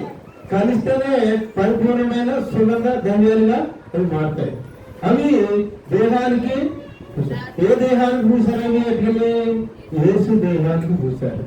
యూదులు ఆచార ప్రకారము ఏం జరుగుతుందంటే ఆ యూదులు చనిపోయిన తర్వాత ఈ సుగంధ ద్రవ్యాలు పట్టుకెళ్ళి ఆ బాడీకి పోస్తారు. అది 40 days 50 days ఉంటది. అయితే ఈ బాడీని మధ్యలో పెట్టుకుని ఏడుస్తూ ఉంటారు వాళ్ళు. మనకులాగా టైం అయిపోయింది, మంగళవారం వచ్చేసింది, ఇంకేంటి అలా చూస్తున్నాడు, అది అలాగే ఎడుతుంటాడు, అలాగే ఏసై మొత్తం అంటాం అంటే అంటావా ఫుల్గా తాగేసి ఉప్పేదో వెళ్దాం, ఏదో వెళ్దాం, 5 రూపాయలు తీసుకెళ్ళి తెస్తే ఆ సిగ్నల్ దాటరాలి కదా. వాళ్ళు వచ్చాంటారా ఏమయ్యా మంగళవారం తొలిపడిపోయింది ఏంటి ఇది చేసాయి తీసి అని తీసుకెళ్ళి 5 రూపాయలు పడితే రావాలి ఇంటికి. ఇక అది అయిపోతుంది. మంగళవారం తొలిపడిపోతే శవం ఏం చేస్తానండి? శవం దగ్గర ఏముండదు, అతని దగ్గరే ఉంటుంది. పుల్లు కపటం మోసం వేషధారణ అని ఆ శవం దగ్గర ఏముండదు. చచ్చిపోయిన దేవుడితో సమానమని చాలా మంది చచ్చిపోయిన దండం పెట్టుకుంటారు. చూసారు మీరు? చచ్చిపోయిన దండం పెట్టుకుంటారు. ఎందుకంటే అందులో కల్మేసం లేదు. ఇంకా ఏమండి అయితే పాలిస్తాన దేశంలో యూదులు అలా కాదు. తల్లి పోయినా తండ్రి పోయినా ఎవరు పోయినా 40-50 రోజులు ఆ సుగంధ ద్రవ్యాలు పూసి అలా పెడితే ఎందుకు పోస్తారు సుగంధ ద్రవ్యాలు అంటే ఈ బాడీ స్మెల్ రాకుండా, బాడీ స్మెల్ రాకుండా సుగంధ ద్రవ్యాలు పూసి ఏడుస్తూ ఉంటారు. బంధువులు ఎక్కువ ఉంటారు ఏడుస్తూ. ఎందుకంటే ఈ ముఖం ఇంకా మనకు కనబడదు. ఎంతసేపు యాకు ముఖం మీద పడి చచ్చిపోతే ఏడుస్తూ మరి దినాలు చచ్చిపోవడానికి ఒక దినాలు ఉండాలి. ఆ దినాలు ప్రకటిస్తాడు. ప్రధానమంత్రి కాబట్టి అబ్బో అందరూ వచ్చి పన్నులు నీళ్ళు సముద్రాలు పోసి ఆ బాడీ ఈ రోజు చూసినట్టు అది యూదుల ఆచార ప్రకారము సుగంధ ద్రవ్యాలు పోసి ఆ బాడీని అక్కడ ఉంచుతారు. ఆ బాడీ అయిపోయిన తర్వాత అది సరిపోతుంది. అదేదో ఊరెళ్ళి వీళ్ళు సరిపోదు. ఎవరు సినిమా ఎవరెవరి సినిమా ఇదే చనిపోతే అక్కడ హాస్పిటల్ ఏం చేయాలి తెలుసా? నరాలు కట్ చేసేసి ఆ నరాల్లో పిండిసలు ఎక్కించారు. ఇవే సుగంధ ద్రవ్యాలంటే అర్థమవుతుందా? బాడీ పాడవకుండా సుగంధ ద్రవ్యాలు బాడీ పూసేవారు టెక్నాలజీ పెరిగిపోయినప్పుడు బాడీ లోపల ఎక్కించేస్తున్నారు. అంతే కదా. ఇదివల్ల ధర్మస్థ ఏం చేసేవాళ్ళు? ధర్మ వచ్చి తిరిగి లంకనం పెట్టండి, పచ్చి మంచిని ఇస్తేనా ఇది ధనం తగదు. అసలే ధనం వచ్చి నా యొక్క బాగుంటే మంచి లేదు తిండి లేదు అని చెప్తే తెచ్చేవాడు పోయింది. మరి ఇప్పుడు ఇది వాళ్ళకి జ్వరం వచ్చిందంటే ఆ మనిషి ఎలా ఉండడమో తెలిసిపోయింది. కాబట్టి తారికాయ చూడు, తారికాయ తీరేది పీసులు ఎలా ఉంటే అలా ఉండోడు, ఇలా మూడుకుంటూ వచ్చేవాడు. ఎందుకంటే 3 రోజులు 4 రోజులు లంకనం ఒక పక్కన జ్వరం తినేసేది, ఒక పక్కన 6 రోజులకి ఇది అయిపోయింది. ఇప్పుడు అలాగా జ్వరం వస్తే ఏం వేసుకోవాలా మన ముఖ్యమంత్రి గారు? డోలు పారాసెటమాల్ తగ్గట్టుకోండి వేసేయండి. నిజమే అంతకలేదు అనుకోండి ఆ ఎయిర్పోర్ట్ హాస్పిటల్గా అదేదన్నా తెల్లబడి ఏం చేసాను అది చేసేస్తాను ఎంత చచ్చిపోతాను సరే 3-4 రోజులు ఏడుచుకుని అడుగుమని ఇప్పుడు 10 నిమిషాల్లో అయిపోతాం. అలాగే శ్రీదేవికి ఏం చేశారంటే ఇంజక్షన్ ఎక్కించారు. ఎందుకు బాడీ పాడైపోకుండా ఇండియా తీసుకొచ్చి ఆవిడ మేకప్ వేసి చచ్చిపోయినప్పుడు కూడా మేకప్ వేసి తీసుకెళ్ళారు. ఇలా యూదుల ఆచార ప్రకారము సుగంధ ద్రవ్యాలు పూసి ఆ బాడీని మధ్యలో పెట్టుకుని వాళ్ళు మనసు తీరా తలువు తీరా 40-50 రోజులు ఏడుస్తూ చూసుకుంటూ అప్పుడు సమాధి చేసేవాడు. మనకు మొగమే కనపడతాం లేట్ అయితే మేమేం చెప్తాం మరి మంగళవారం ఆ తలబడిపోయింది తీసుకెళ్ళిపోయింది అని అంటారు. మా ఊరిలో చనిపోయినప్పుడు రాజమండ్రి రానందుకు ఆ పెద్ద అబ్బాయికి పెద్ద వాళ్ళకి టైం సాలేదంట. ఫ్లైట్ కరెక్ట్ దొరకలేదంట. అక్కడ తీసుకెళ్ళిపోయి సమాధి పెడితే ఆగండి ఆగండి అని వస్తున్నారు. కొంతమంది చూసారు. కాబట్టి టైం ఉంటే టైం దాటితే మనము బాడీని వచ్చాం. వాళ్ళు అలా కాదు. అందుకని ఈయన చనిపోతారు. ఎవరు ఈ రాజు ఈ దేవుడు ఏదేడు చనిపోతాడు. చనిపోయిన తర్వాత ఈ బోలంతో కలిపిన ఈ సుగంధవ్యాలు ఆయనకి వస్తారు. పూసిన తర్వాత మామూలు వ్యక్తిగా చనిపోయి ఉండిపోవడం. అందుకే రాసుకొచ్చారు అక్కడ. చనిపోయి ఉండిపోతే రావాల్సిన పని లేదు. ఏమండి మనం చనిపోతాం ఇక లేగం. చాలా మంది చనిపోతారు లేవరు. ఎందరో సమాధులు ఉన్నాయి తెలుసు. మూలుబడి ఉన్నాయి సమాధులు. యేసుక్రీస్తు ప్రభు సమాధి పాలిస్తున్న దేశం వెళ్తే తెలిసి ఉంటుందట. దాన్ని చూస్తారంట. ఎందుకంటే ఆయన లేచిపోయాడు కాబట్టి ఆ సమాధిలో లేడు. కాబట్టి ఈయన చనిపోతాడు. సుగంధద్రవ్యాలు పోస్తారు. ఈ మళ్ళా తిరిగి లేచిన వాడు. అందుకనే ఆ బోధం కూడా కానుకలుగా ఇచ్చినటువంటి చూస్తుంది. ఈ శిశువు జీవితంలో 8 సంఘటనలు జరుగుతాయి. కాబట్టి వెళ్ళండి తూర్పు దేశపు జ్ఞానులు వెళ్ళండి. మీరు వాళ్ళు యూదులు కళ్ళు మూయబడి ఉన్నాయి. యూదుల కళ్ళు మూయబడి ఉన్నాయి కాబట్టి తూర్పు దేశపు జ్ఞానులు అన్య దేశపు జ్ఞానులు కళ్ళు తెరవబడ్డాయి కాబట్టి ఈ రోజున నువ్వు నేను కూడా ఆ పరమాత్ముడు ఎవరో యేసు ప్రభు ఎవరో తెలుసుకుంటున్నాం. ఎందుకంటే వాళ్ళ కళ్ళు మూయబడ్డాయి, మన కళ్ళు మూయబడ్డాయి. అందుకే యేసుక్రీస్తు ప్రభు అని అంటారు ఈయన అన్యజనులకు మూలుగుగా ఉంటాడు. ఎవరికి? అన్య దేశాలు మన దేశమే. అన్య దేశాల్లో ఓ దేశం మన దేశమే. ఇంకో బైబిల్ గ్రంథంలో రాశారు తూర్పు దేశం అని రాశారు. అయిపోయింది నాకు అసలు తూర్పు దేశం అని రాశారు. కాబట్టి అన్య దేశాల కోసము, అందరినీ ప్రేమించడం కోసము, అందరినీ రక్షించడం కోసము, అందరినీ తన రాజ్యంలో ప్రవేశింప పెట్టడం కోసమే తండ్రి కుమారుడిగా జన్మించాడు. తండ్రికి రక్త మాంసాలు కావాల్సిన అవసరము లేదు. దేవుడు ఆత్మ కనుక ఆయనకి రక్త మాంసాలతో సంబంధము లేదు. కానీ మీకోసము నా కోసము యావత్ ప్రపంచంలో ప్రతి ఒక్క మనిషి కోసము రక్త మాంసములకు స్నేహితుడు పాలువాడై ఉన్నాడు అంటాం. అనుకున్నాం మనం. ఈయన రక్త మాంసంలో పాలువాడు అయ్యాడు అంటున్నాం. పాలువాడు అంటే స్నేహితుడు. రక్త మాంసానికి స్నేహితుడు అయ్యాడు. ఎవరు? ప్రవీణ యేసుక్రీస్తు ప్రభు. ఇంకా ఎవరు అంటే తండ్రి అయిన దేవుడు అని చెప్పుకుంటాం. కాబట్టి మన జీవితంలో యేసుక్రీస్తు ప్రభు పుట్టింది యావత్ మానవ జాతిని రక్షించడం కోసం. ఏ విధంగా రక్షించడం కోసం అంటే తన ప్రాణాన్ని పెట్టి రక్షించడం కోసం. వీలైతే మరొక ప్రసంగంలో తండ్రి కుమారుడుగా ఎందుకు జన్మించాడు అని చెప్పుకుందాం. అది మనం తెలుసుకోవాలి. ఇంపార్టెంట్. ఎందుకు జన్మించవలసి వచ్చింది, ఎందుకు మరణించవలసి వచ్చింది, ఎందుకు తిరిగి లేచవలసి వచ్చింది అనే విషయాలు మనము మరొక ప్రసంగంలో చెప్పుకుందాం. మరి క్రిస్మస్ ఆరాధన అన్ని ఆరాధనలు ఉంటాయి కాబట్టి ఆయన కుటుంబం గురించి మనం చదువుకున్నాం.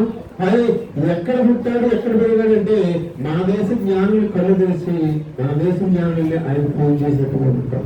చాలా మంది అనుకుంటూ ఉంటారు కదా ఈయన అమెరికా దేశం వాళ్ళు అనుకున్నారు. అని అంటూ ఉంటారు. అమెరికా దేశంలో కాదు, అమెరికా దేశంలో పుట్టినాయని ఎక్కడ జ్ఞానం వెళ్ళి పూజ చేశారు? రండి ఊహించుకుందాం. ఎక్కడ జ్ఞానం వెళ్ళి పూజ చేశారు? మన దేశం జ్ఞానం వెళ్ళి వాళ్ళు వెళ్ళలేదు. మనకు తెలిసింది వెళ్ళి యూదుల రాజుగా పుట్టాడు, ఈయన లోక రక్షకుడుగా మహానుభావుడుగా ఈయన నక్షత్రం తీసుకొచ్చిన మిమ్మల్ని ఈ లోకాన్ని ఉద్ధరించే మహానుభావుడు. బౌద్ధ మతము ముగిస్తున్నారు. బౌద్ధ మతం తెలుసా? బుద్ధుడు ఆయన గ్రంథాల్లో కూడా ఉంటారు. కన్యక గర్భమున కుమారుడు ఉంటాడు, పుడతాడు. ఈయన వల్ల లోకములకు క్షేమం కలిగింది.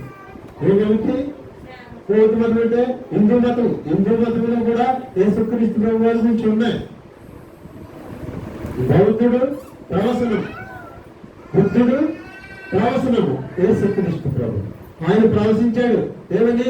ఇదిగో కన్యక గర్భాన్న కుమారుడు జన్మిస్తాడు, ఆయన వల్ల లోకములకు క్షేమము, మంచి జరుగుద్ది, క్షేమం జరుగుద్దని హిందూ మత గ్రంథాలు ఘోషిస్తూ ఉన్నాయి. కాబట్టి యేసుక్రీస్తు వారు మరి ఎంత గొప్ప దేవుడో మనము తెలుసుకుంటూ ఉన్నాం. నేను వాక్యం ముగిస్తూ ఉన్నాను. ప్రభు యేసుక్రీస్తు వారి కృప అందరికీ కూడా ఉండను కాక.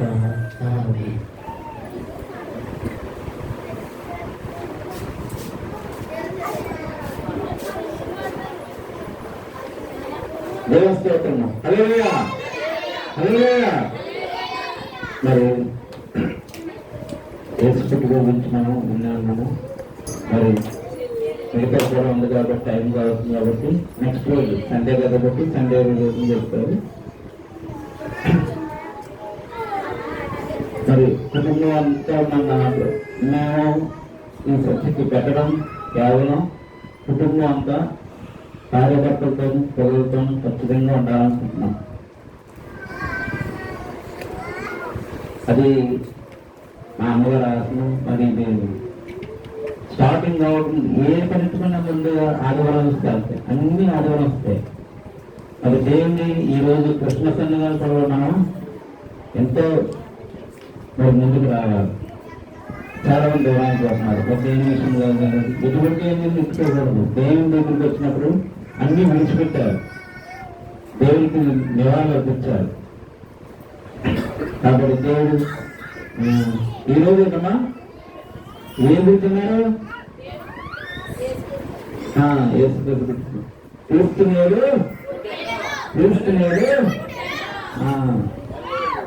పాట పడతాం. బాలయేసు బాలయేసు జన్మమందున విగ్రహోముపురమందున దావీదు వంశమందున కన్యమరియ గర్భమందున బాలయేసు జన్మమందున విగ్రహోముపురమందున దావీదు వంశమందున కన్యమరియ గర్భమందున Welcome to wish you happy Christmas. అందరూ Welcome to wish you happy Christmas. Welcome to wish you happy Christmas. బాలయేసు జన్మమందున విగ్రహోముపురమందున దావీదు వంశమందున కన్యమరియ గర్భమందున బాలయేసు జన్మమందున విగ్రహోముపురమందున దావీదు వంశమందున కన్యమరియ గర్భమందున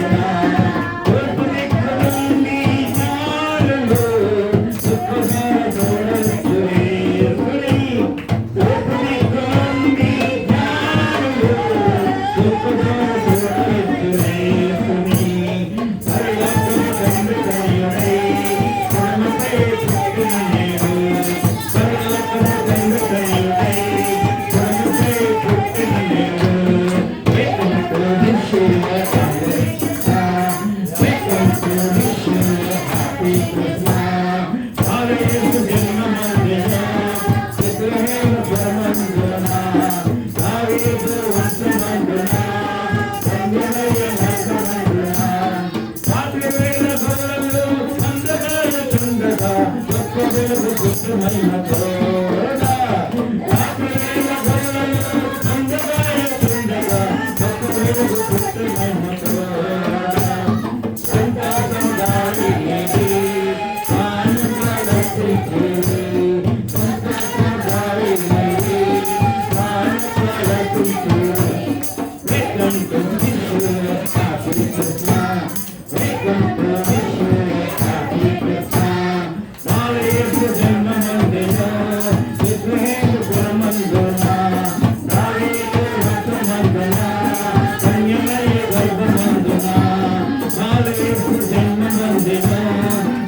నీవు ధన్యుడా దావీదు వంశమందునా ధన్యమైన వంశమందునా Welcome to Missouri, happy Christmas. Welcome to Missouri, happy Christmas.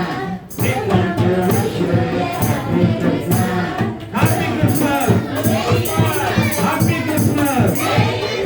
Happy Christmas. Happy Christmas. మరి దీని అనంతరం మరి cake cutting ఉంటుంది. కేక్ కటింగ్ అయిన తర్వాత క్యాండిల్ సర్వీస్ ఉంటాయి కాబట్టి మీరు అందరూ గమనించున్నారు. ఈ పక్కకి happy Christmas. Merry Christmas! Happy Christmas. Merry Christmas!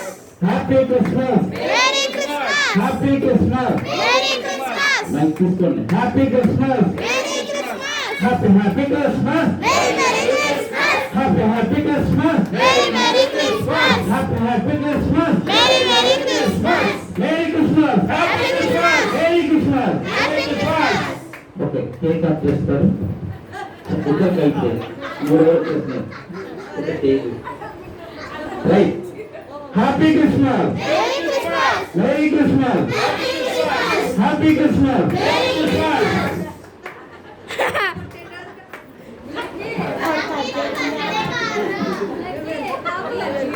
Right. Right.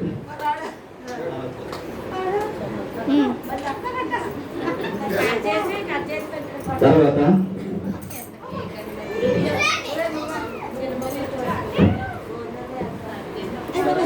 భోజనాలు పెడతామా? నెక్స్ట్ క్యాండిల్ సర్వీస్ ఉంటుందమ్మా. క్యాండిల్ సర్వీస్ అందరికీ పెద్ద ఎలిగించి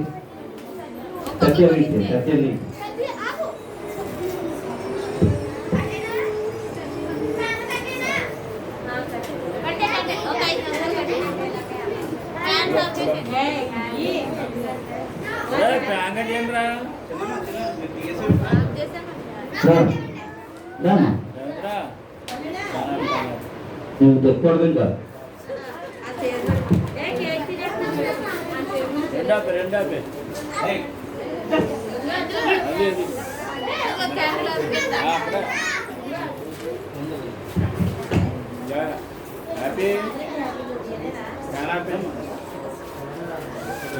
ప్యానల్ ఆపండి. లైట్ చూసాను అలాగే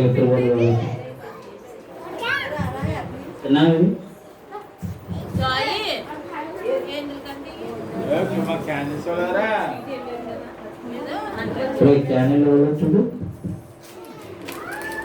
చేస్తున్న పిల్లల మీద పడుతుంది కాబట్టి చూస్తాను. రెండు పెద్దలు వచ్చాను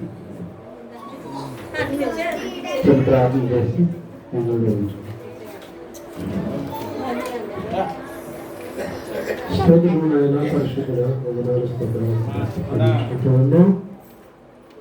జాతి రక్షణ నేను కుమారుడుగా జన్మించారు. స్త్రీ గర్భాలు జన్మించారు ప్రభా. శిలువ మరణం కంటే ప్రభా మానవ గర్భములో ఆయన దేవాది దేవుడు మీరు ఈమె ఉండడము అదే గొప్ప బాధ, అదే గొప్ప శ్రమ భక్తులతో ఇచ్చారు. తండ్రి మమ్మల్ని ప్రేమించి మమ్మల్ని విరుడు స్థలములో పరిశుద్ధ పట్టణంలో చేర్చడం కోసము విరుడుగా భూలోకానికి వచ్చిన యేసుక్రీస్తు ప్రభువా మీకు వేలాది వందనాలు స్థుతులు స్తోత్రాలు చెల్లించుకుంటూ ఉన్నాం. ఈ రోజున ప్రభువా మరి మన దేశంలో అనేక రాష్ట్రంలో 25వ తారీఖున ప్రభువా క్రిస్మస్ పండుగ జరుపుకుంటూ ఆరాధన చేస్తూ ఉన్నారు. అనగా మీ పుట్టినరోజున పండుగ చేస్తున్నారు. అయితే ప్రభువా నిజమైన క్రిస్మస్ ఎప్పుడంటే మీరు మా హృదయాల్లో జన్మించినప్పుడే, మీరు మా హృదయాల్లో ఉన్నప్పుడే, మా హృదయాలు మిమ్మల్ని పెట్టుకున్నప్పుడే, అనగా మీ వాక్యం ప్రకారం మీరు నడిచినప్పుడే నిజమైన క్రిస్మస్. కాబట్టి ప్రభువా జరుగుతున్న కొడుకుని క్రిస్మస్ ను దీవించండి. వచ్చిన బ్రతకబడను దీవించి క్రిస్మస్ ఉండైనా మార్పు కలిగి దేవుని సన్నిధిలోకి రావాలని ఆలోచన కలిగజేసి రక్షణ పొందిన బిడ్డలు కూడా ప్రభు దూరమైపోతూ ఉన్నారు. ఆ బిడ్డ హృదయాలు మీరు ముట్టి సరిచేయండి. దేవుని బిడ్డమైన మేము ఆయన ఆలయం వెళ్ళకుండా దూరం వెళ్ళిపోవడం మంచిది కాదు అని ఆలోచన వాళ్ళు కలుగు చేయండి. ఎందుకంటే ప్రభు హృదయ ఆంతరంగాలు ఎరుగున్న దేవుడు మీరు ఎక్కడో ప్రభువా వేల కిలోమీటర్లు నాయన దూరంలో పాలిస్తీనాలో మీరు జన్మించారు.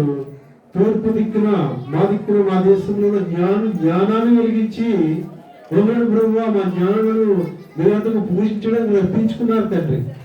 దైవ దేవ గొప్ప తండ్రి, మీరు ఆశ్చర్యమైన కార్యం చేసే గొప్ప దేవుడు కాబట్టి నాయన అటువంటి ఆశ్చర్యకాలను మా బ్రతుకులో జరిపించమని హృదయపూర్వకంగా ప్రభువా మిమ్మల్ని మా హృదయాలకు ఆహ్వానించే మంచి మనసు మాకు దయచేయడంటూ ఉన్నాం తండ్రి. వందనాలు. ఈ కార్యక్రమంలో పాల్గొన్న ప్రతి ఒక్క బిడ్డను దీవించండి. ప్రతి అవసరాలు తీర్చున్నాయను. వందనాలు ఆయన స్తుతిస్తుంటారు. నా ప్రార్థనను సందర్భి చేర్చుకోమని యేసుక్రీస్తు వారి శ్రేష్టమైన నామములో అడిగి ప్రార్థిస్తున్నాను. కలుగుతండి. అందరు పాటలు వస్తూ ఉంటే 50 పేర్లు తీసుకోండి. ఒకరు వేయించిన తర్వాత అందరికి వేయించు. 50 పేర్లు తీసుకుని ఆ కొవ్వొత్తులు వేయించిన తర్వాత పాట పడుకుంటాం.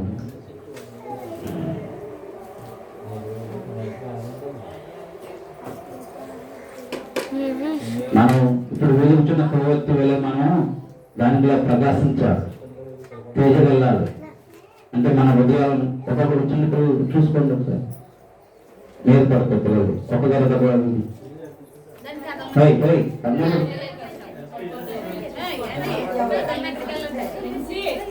జాగ్రత్త చూడండి. చిన్నపిల్లలు కాకుండా నీకు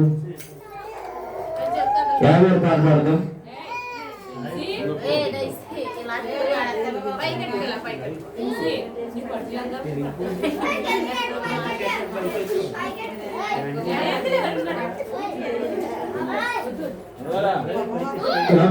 తీసుకుందాం.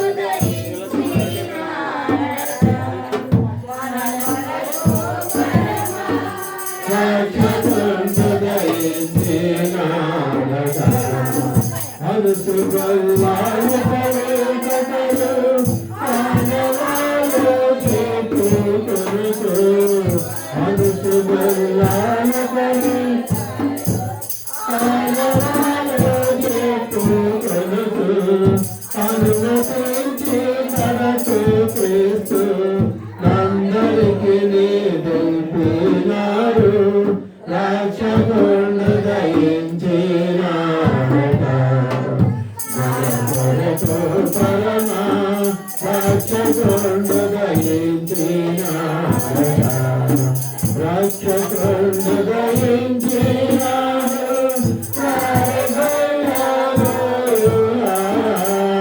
రక్షకుడు దయించినారు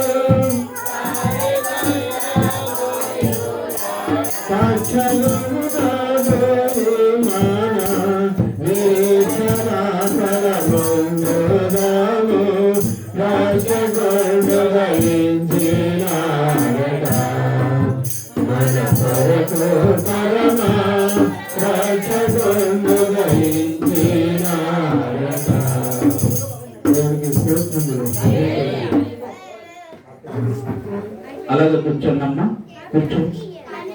పక్కన జాత పక్కన పెట్టేసి కూర్చోండి. ఆపేసిన పర్లేదు.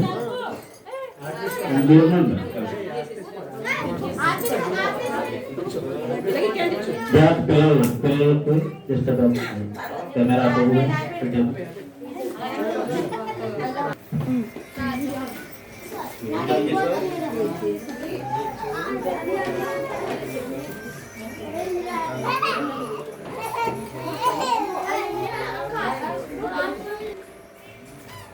మహాపరిషుడైన ప్రభా, ప్రేమాధికారి, సర్వోన్నతుడ, సర్వశక్తిమంతుడ యేసయ్య నీకు వందనాలు ప్రభా. మరి గతించిన ఆ సంవత్సరం నుంచి సంవత్సరానికి కాసి కాపాడి నా తండ్రి నాయన నా ప్రభా ఈ యజమాని లేని లోటు తీర్చి దేవానికి స్తోత్రాలు చెల్లించుకుంటున్నాం. మరి క్యాండిల్లో ప్రభా ఏమై ఉందో ప్రభా నీకు తెలుసు నాయన. ఈ వాక్యము మరి ప్రతి వారు చదివి నాయన ఆసక్తులు నడుచుకునే భాగ్యం ప్రతి వారికి దయచేది నాయన. బిడ్డ నా ప్రభా వాక్యం వేయించాడు ప్రభా. ఇది నాయన ఎటు తోటి కాకుండా నా తండ్రి నీ దైవ బిడ్డలు కనుక మా ప్రభా ఈ వాక్యం ప్రతి ఏడాదికి నాయన తగిలించుకుని ప్రభా ఈ వాక్యము ఉదయములు లేచి చదివే భాగ్యము ప్రతి వారికి దయచే తండ్రి. నీ పుట్టిక దినము ప్రతి సంవత్సరము మరి ఇలాగే నువ్వు ఘనంగా జరిపించుకునే భాగ్యం దయచే తండ్రి. మరి వచ్చే సంవత్సరం ఎలా ఉంటామో తెలియదు నాయన. అంత చిక్కలేని తెగుళ్ళు ఉన్నాయి ప్రభా. నా తండ్రి నీకు తెలుసు నాయన. ప్రతి అవసరాలు తీర్చే దేవుడు నాయన.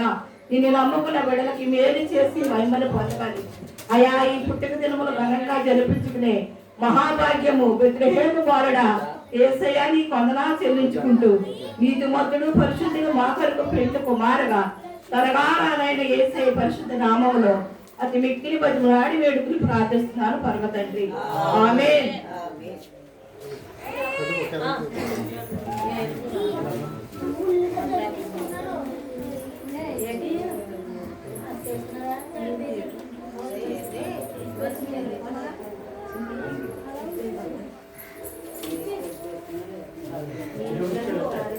తండ్రి కుమారుడికి పరిశుద్ధ వస్తుంది. మరి ఇంకా పరమ తండ్రి మీరు ఆశ్రమించి దీవించండి. ఈ క్రమంలో తీసుకున్న ప్రతి ఒక్క గురువులు కూడా అందులో ఉన్న వాక్యాలు చదువుకొని ఆ ప్రకారం నడుచుకుని నడిచేవారుగా మహిమపరిచేవారుగా మరి ముఖ్యంగా ఏ రాజ్యాన్ని స్వతంత్రించిన వాళ్ళుగా మార్చమని ఏ సత్కరిస్తూ చేస్తున్నారు అడిగి ప్రార్థిస్తున్నారు పరమ తండ్రి.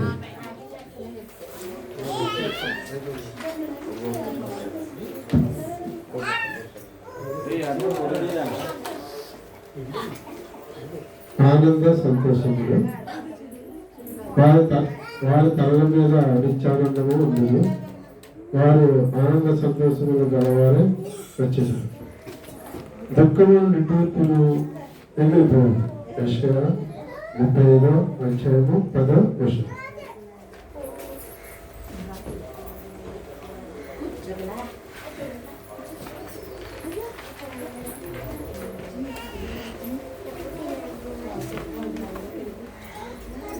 అతను పొందిన దెబ్బల చేత మన అతిక్రమం బట్టి అతడు గాయపరచబడను, మన దోషములను బట్టి నలుగుబట్టబడను. మన సమాధానమైన శిక్ష అతని మీద పడింది, అతను పొందిన దెబ్బల చేత మనకు స్వచ్ఛత కల్పించున్నది. ఎస్ఐ గ్రంథము 5వ అధ్యాయము 5వ వచనం. అది చదివారా? రైట్. ఈ క్యాలెండర్ ఆశ్రమం తీసుకున్న తర్వాత మరి అందరికీ మరి ఇవ్వబడుతుంది. మరి అందరూ దయచేసి తీసుకోవాల్సిందిగా పడుతున్నాం. మరి ముందు ప్రార్థన కూడా చేద్దాం. అందరూ వెళ్తున్నా, ఎవరు వెళ్తున్నామా? భోజనాలు ఇక్కడ ఉన్నాయి, లోపలికి వచ్చిందమ్మా, ఎవరు వెళ్ళద్దు. కాబట్టి చివరిగా మరి కానుకలు పెట్టి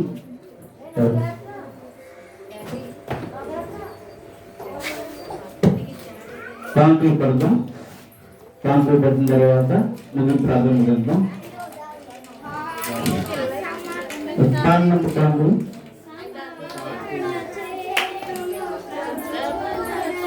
నాకు తీసుకుంటాం.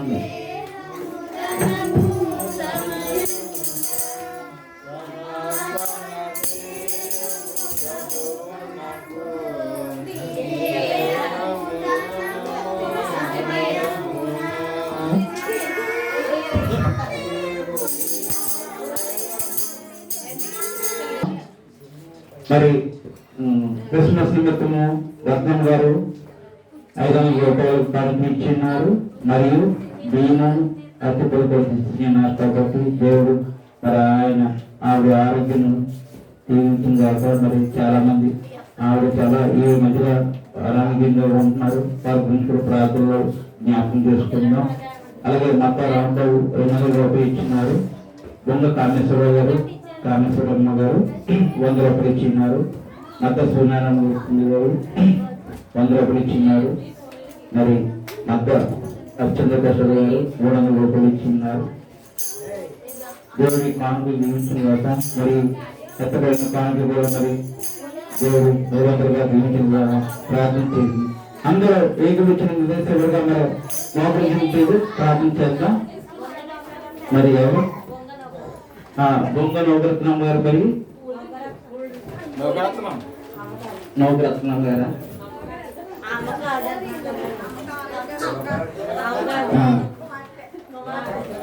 డ్రింక్ క్రిస్మస్ నిమిత్తం ఇస్తున్నారు కాబట్టి వారు కూడా మరి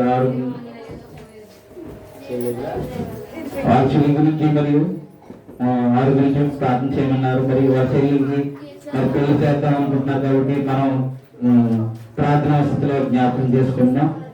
మరి బాగా జరిగేలాగా మరి ఎవరొకరు ఏర్పాటు చేసేలాగా చూద్దాం. అందరూ ఏకీభవిద్దాం. చివరిగా అందరూ మోకరించినట్లయితే ప్రార్థన చేద్దాం.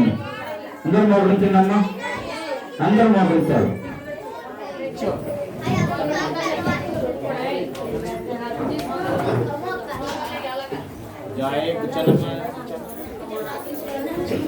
చివరిగా మా చిన్న ప్రార్థన చేద్దాం.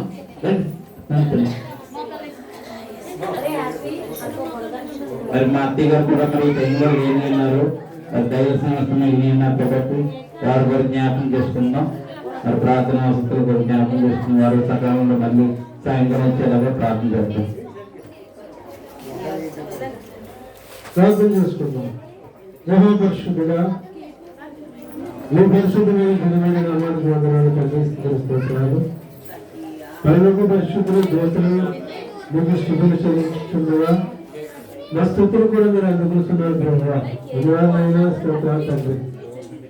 తండ్రి, మీరు మానవ జాతికి మీరు చేసిన మహోపకారం బట్టి ప్రభువా ఏమిచ్చి రుణాలు చెల్లించుకోలేవు నాయన, ఏ విధంగా చూస్తున్న రుణాలు చెల్లించుకోలేవు నాయన.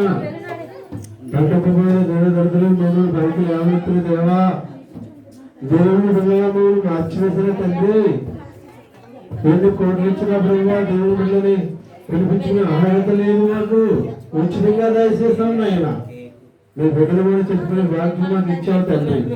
లోక రక్షకుడా యేసుక్రీస్తు ప్రభువా, సృష్టికర్త ఆత్మైన తండ్రి, స్తోత్రాలు మొదల హాతలు చెల్లించుకుంటూ ఉన్నావు తండ్రి. అపరాధాన్ని సన్నిధికి చేర్చుకోండి. ఈ సరిధిలో మతమస్తబడిని దీవించుకోరా, చిరుబడిని దీవించునైనా.